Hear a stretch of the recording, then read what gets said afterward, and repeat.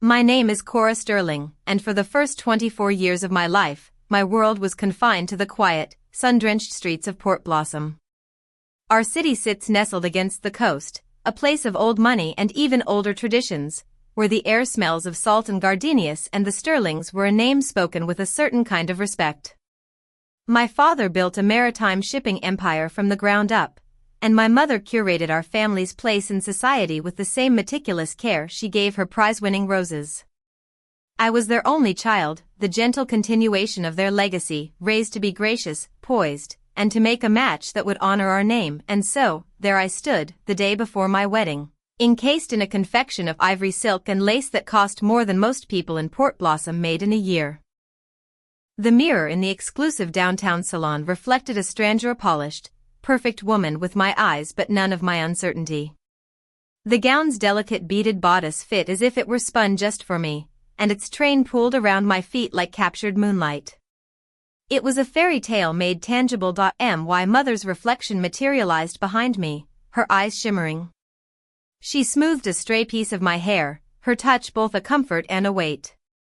"Oh, Cora," she breathed, her voice a fragile whisper. "It's everything we ever dreamed of for you."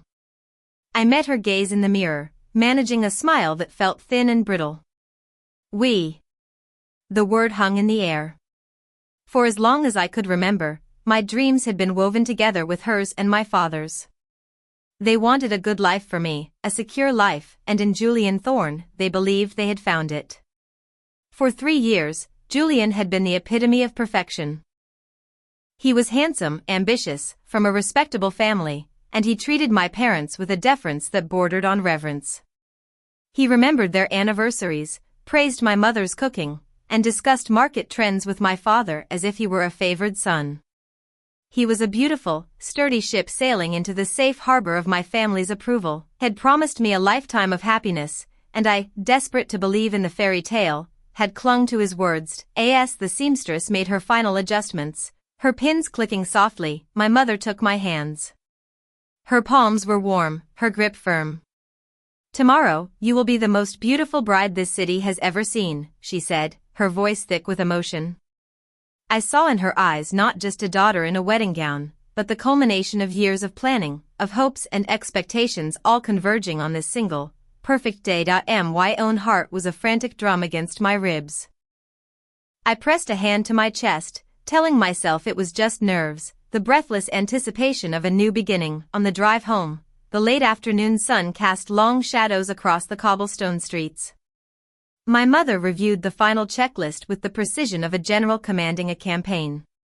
"The arrangements from Wild Rose Path are confirmed for 9 a.m. The caterers at the captain's table are all set for 75 guests.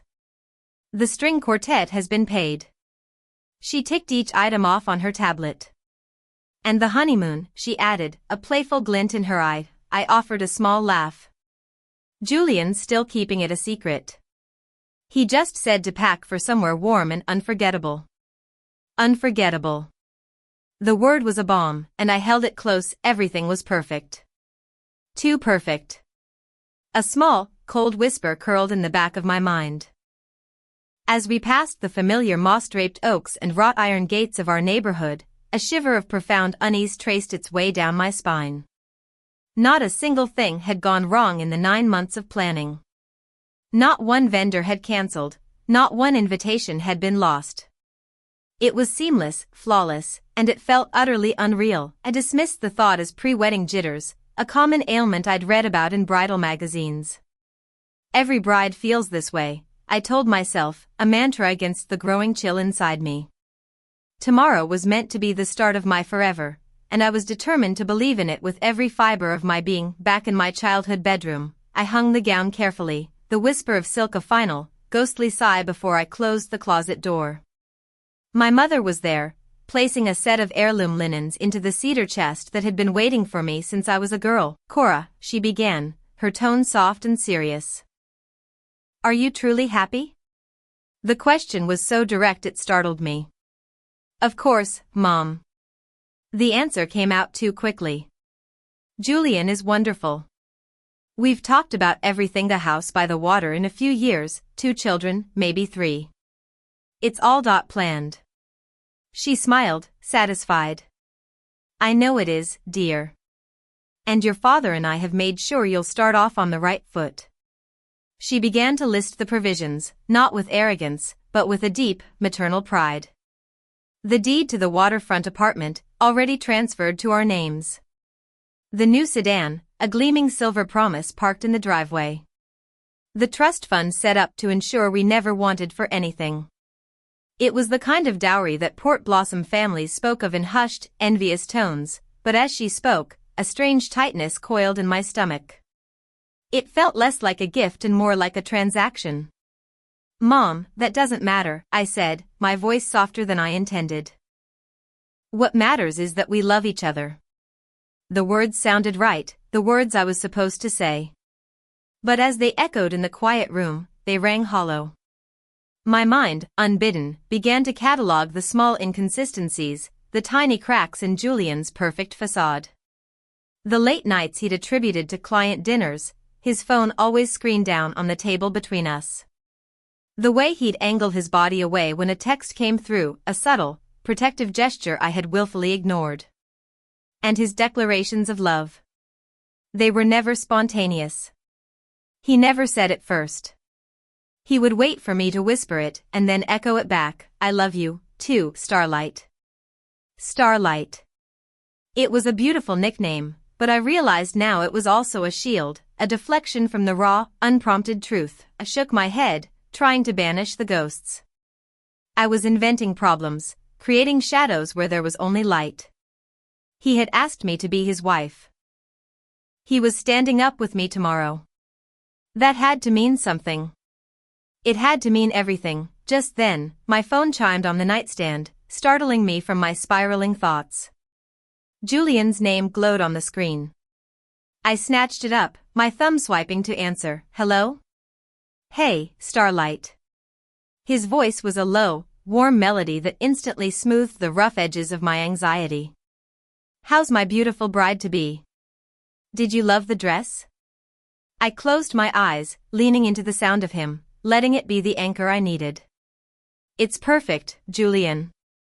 Absolutely perfect. Not as perfect as the woman who will be wearing it, he said smoothly. I can't wait for tomorrow, Cora. To make you my wife. Forever. Forever. His voice was laced with such sincerity that for a moment, all my doubts dissolved. I smiled into the receiver, clutching the phone as if it were a lifeline. His words were a temporary peace, a fragile truce in the war I was waging against myself. And for tonight, it was almost enough. After the call, a restless energy surged through me. Julian's voice, so full of warmth and promise, had temporarily silenced my fears, replacing them with a wave of affection. I wanted to see him, just for a moment. To feel his arms around me and know that everything was real. I'm just going for a short walk, I told my mother, slipping on a light cardigan. I need some air. She smiled, suspecting nothing. Don't be long. You need your beauty sleep. The evening air in Port Blossom was thick with the scent of night-blooming jasmine and the damp earth of the nearby marshes. My sandals made a soft, rhythmic sound on the old brick sidewalks as I walked the familiar route to Julian's apartment. A few neighbors, sitting on their porches, called out their good wishes for the wedding, and I waved back, my face arranged in the serene smile of a happy bride. His building was a handsome brick townhouse overlooking a small, manicured park.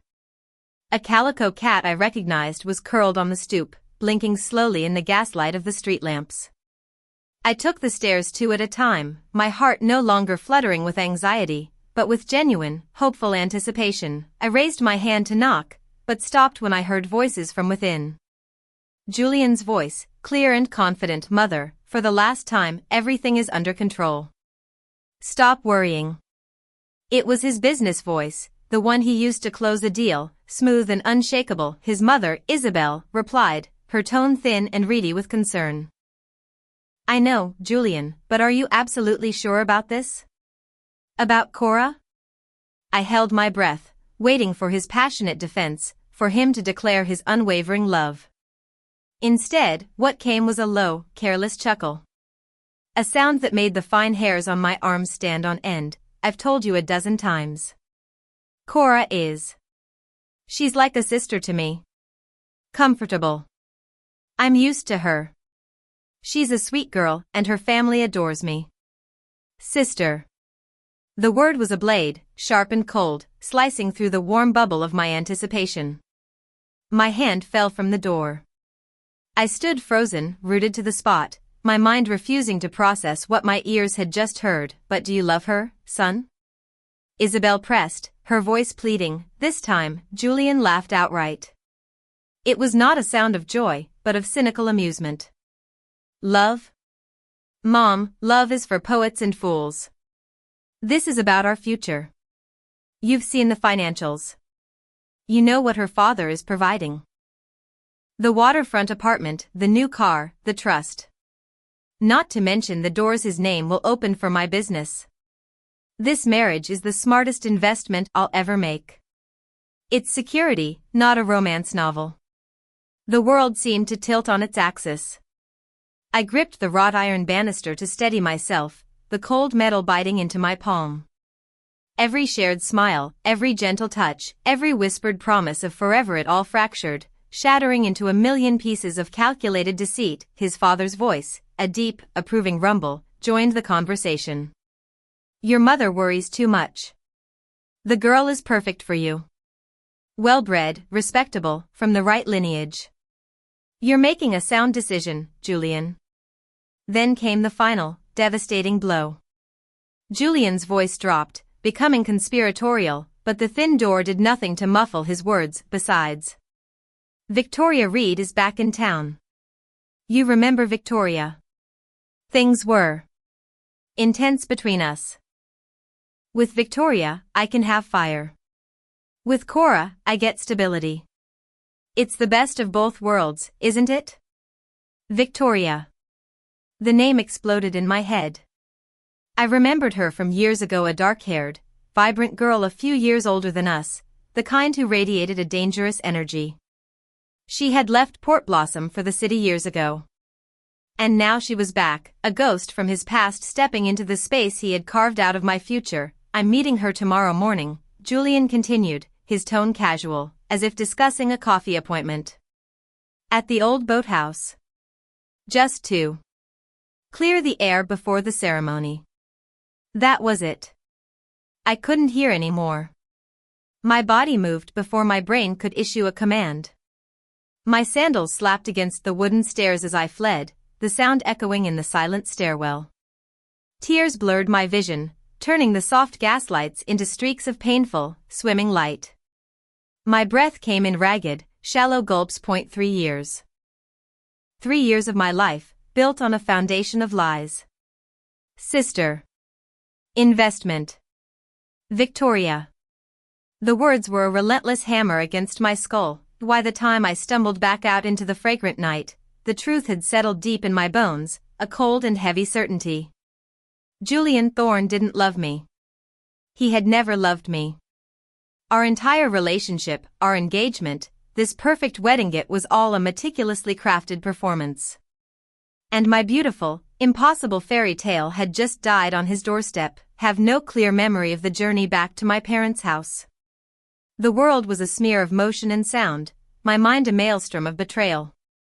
One moment I was gasping for air on a darkened street corner, the next I was slipping through the side door of our quiet house, a ghost in my own home. My mother was in the hallway.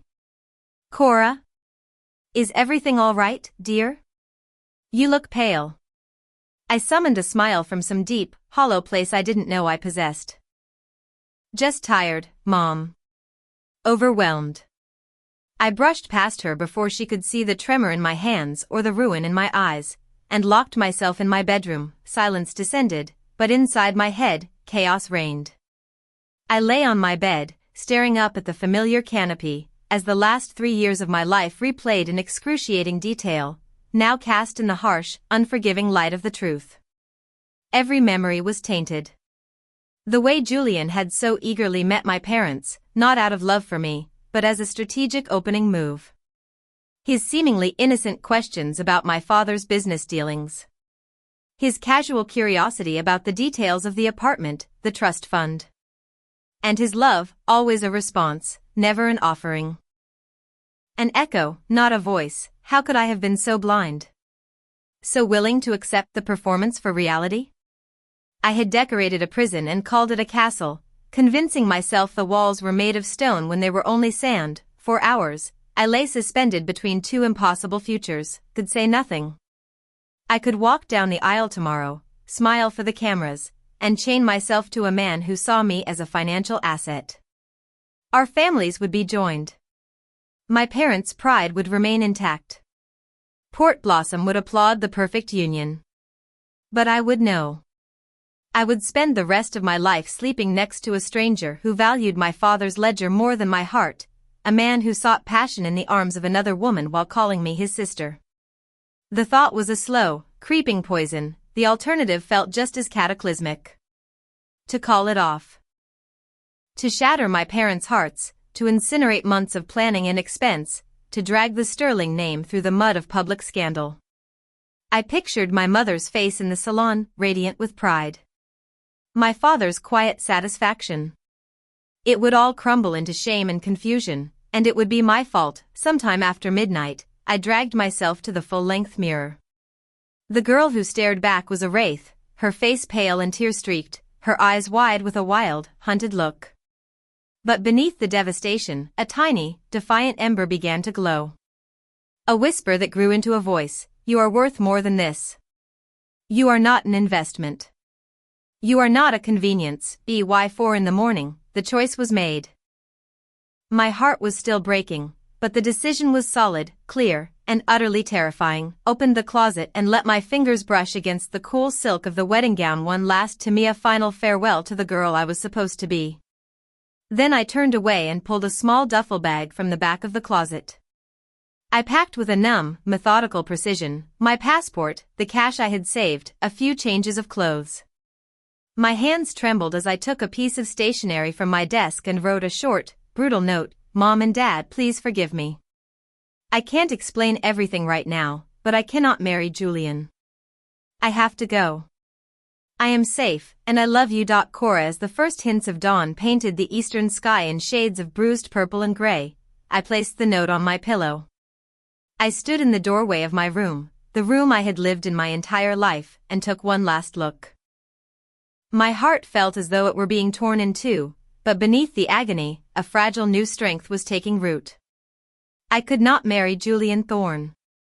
I would not. The world was still asleep as I slipped out the front door, my sneakers silent on the dew-kissed lawn.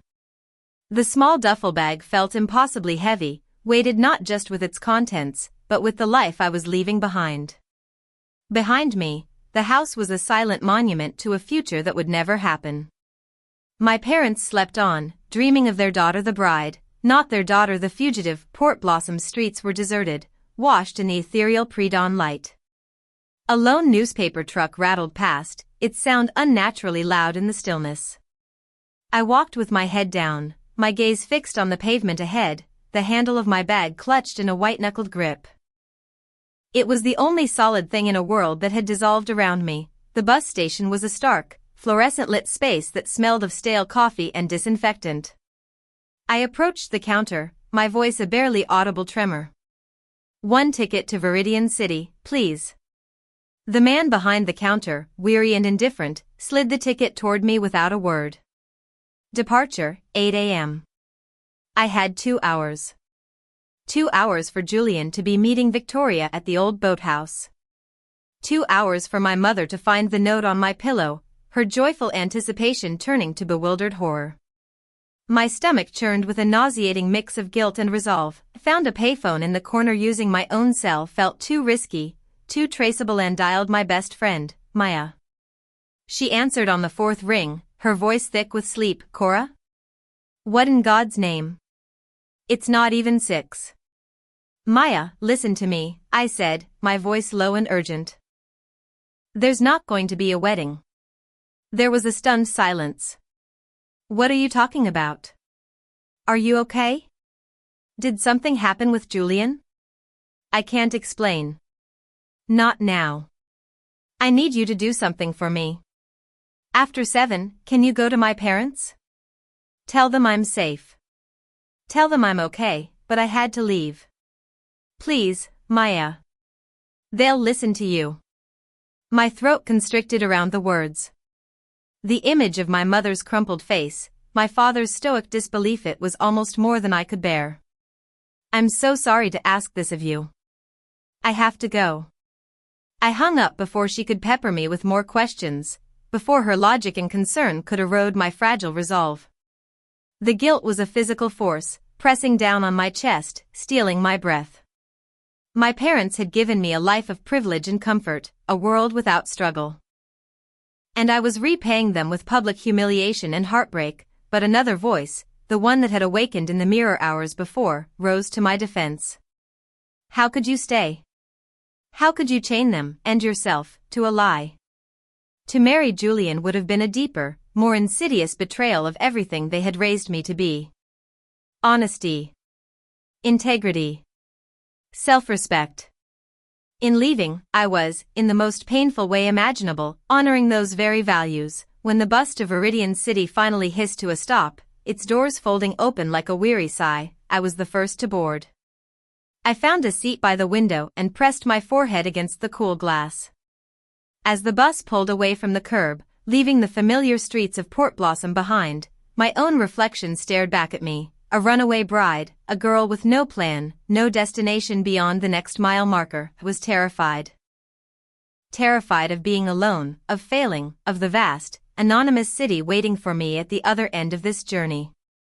But beneath the terror, something else was stirring, a wild, defiant flicker of hope. I had chosen the terrifying truth over the comfortable lie. Whatever came next, it would be real. And it would be mine. The bus rumbled on, each mile a stitch sewing my old life shut. My phone, which I'd finally turned back on, buzzed insistently. It was Maya. I took a deep breath and answered, "Cora, what have you done?" Her voice was a frantic whisper, the sound of a person hiding in a pantry. "I'm here. Your mom. She's completely fallen apart. Your dad is pacing like a caged lion. He was about to call the state police before I stopped him and told him you were safe." I closed my eyes, picturing the scene. The chaos blooming in our pristine, orderly home. I couldn't do it, Maya. I couldn't marry him. I believe you, but Cora, the guests are starting to arrive at the captain's table. The quartet is setting up. Julian is there, telling everyone you've come down with a sudden terrible fever. She paused, and I heard her take a shaky breath. It's not working. People are whispering. The whole town is buzzing.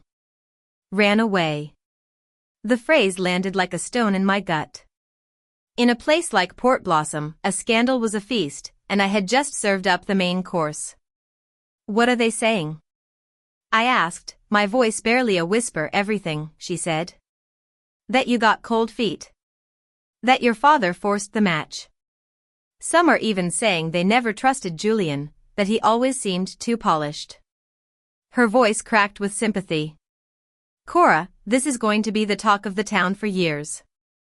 A strange, hysterical laugh almost escaped my lips. Let them talk. Better a year of gossip than a lifetime of deceit. When the bus finally arrived in Viridian City, the urban landscape was a jarring contrast to Port Blossom's gentle, moss-draped vistas. Here, buildings of steel and glass pierced the sky, and the air hummed with an aggressive, impersonal energy. I gathered my bag, my hands trembling, and stepped out into a world that didn't know the Sterling name, a world that couldn't care less about my story. That afternoon, while my wedding guests were feasting on rumor and catered salmon back home, I was in a rundown part of the city, counting out wrinkled bills for a small, furnished room. The landlady, a woman with tired eyes and a kind smile, didn't ask for references. The room was sparsely lumpy single bed, a rickety dresser, and a window that looked out onto a symphony of fire escapes. It was a universe away from the life I had known, but it was honest.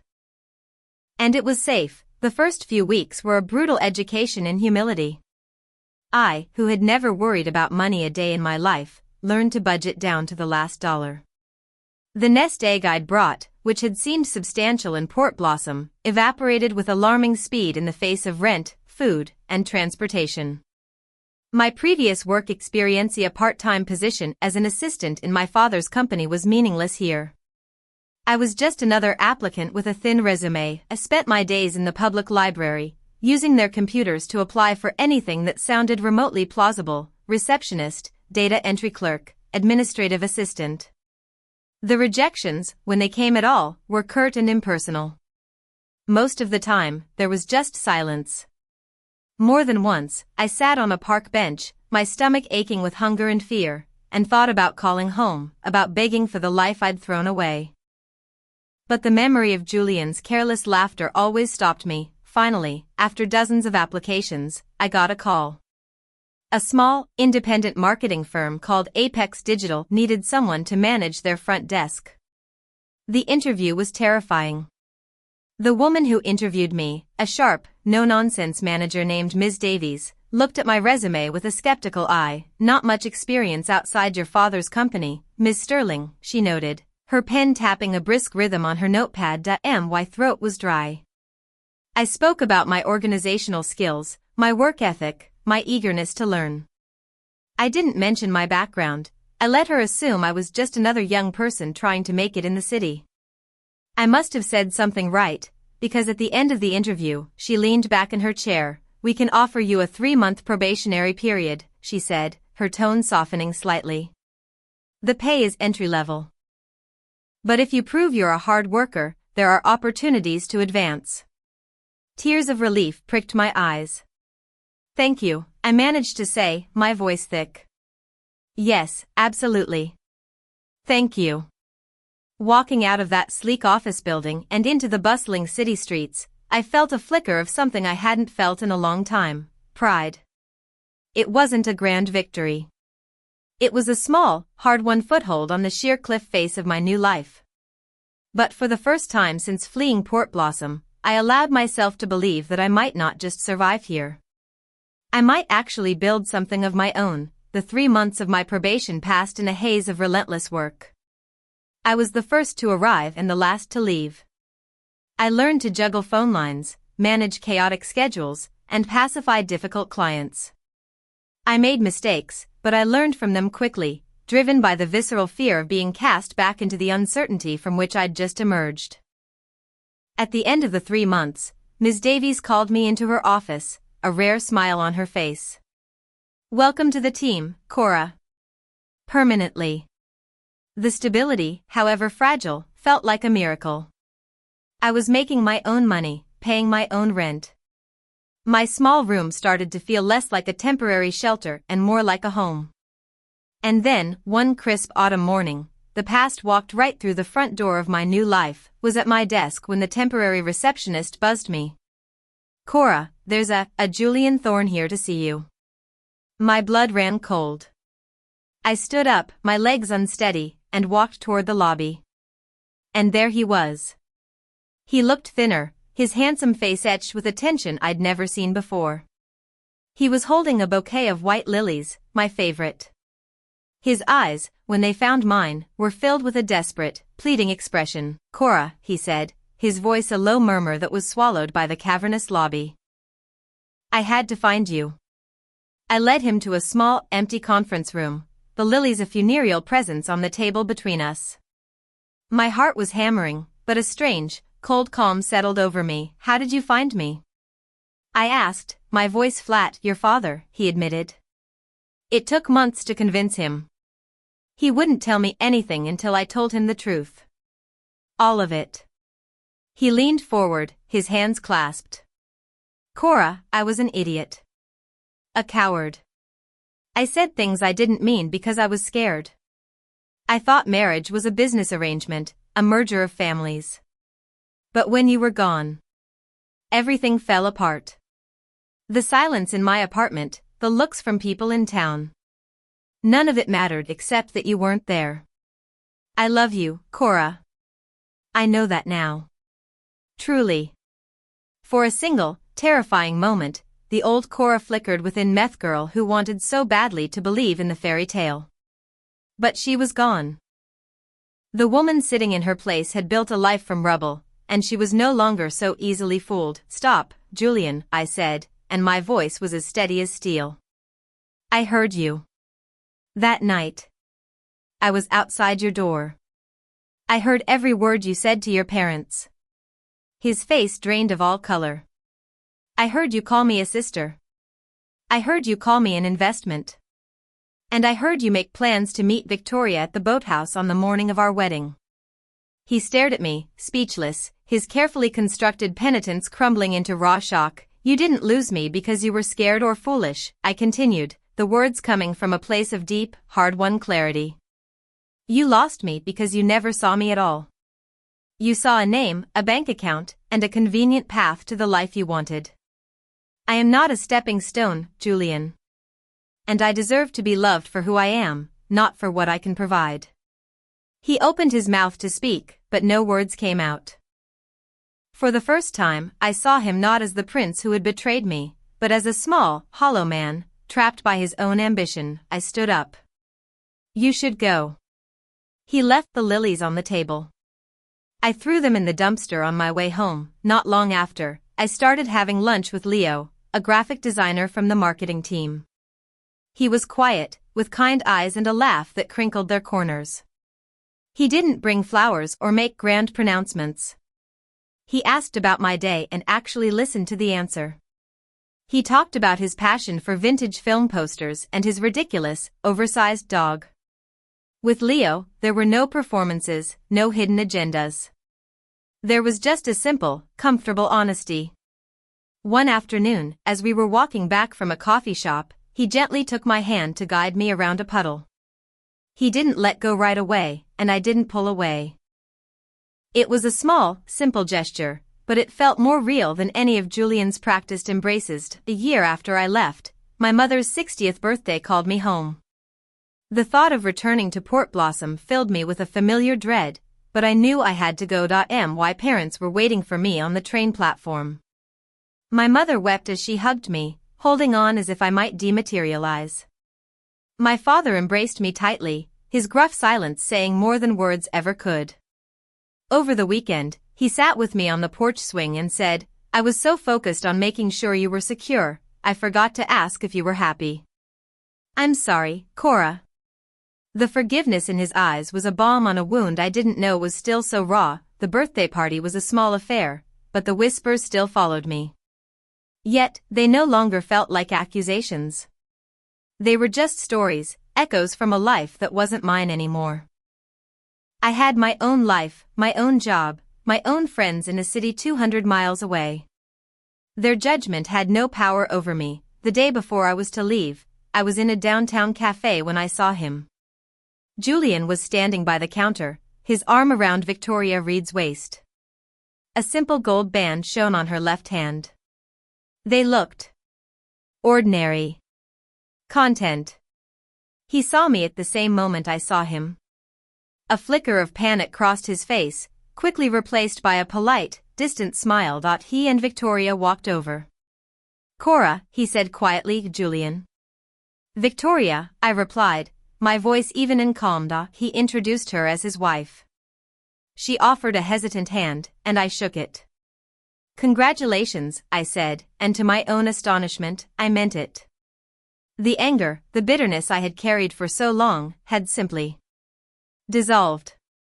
There was nothing left but a quiet, peaceful acceptance. What he had done was part of my story, but it was no longer the whole story. As I walked out of the cafe and into the warm Port Blossom sunshine, I felt a profound sense of release. I was free that evening, as I shared a final dinner with my parents, the familiar scent of my mother's cooking filling the air. I looked at the woman I had become. I was no longer the girl who measured her worth in lace gowns and a man's approval. I was a woman who had faced ruin and rebuilt herself, brick by painful brick. A woman who had chosen the terrifying uncertainty of truth over the suffocating comfort of a lie. The train ride back to Viridian City felt different this time. I wasn't fleeing from something, I was returning to something. To my apartment, to my job, to Leo. To the life I had made. The skyline of Viridian City rose to meet me, shimmering in the twilight. I knew I was finally home. Port Blossom was my past, the place that had shaped my beginnings, but Viridian City was my future, the place where I had learned to write the story myself. And for the first time, I had absolute faith in the author.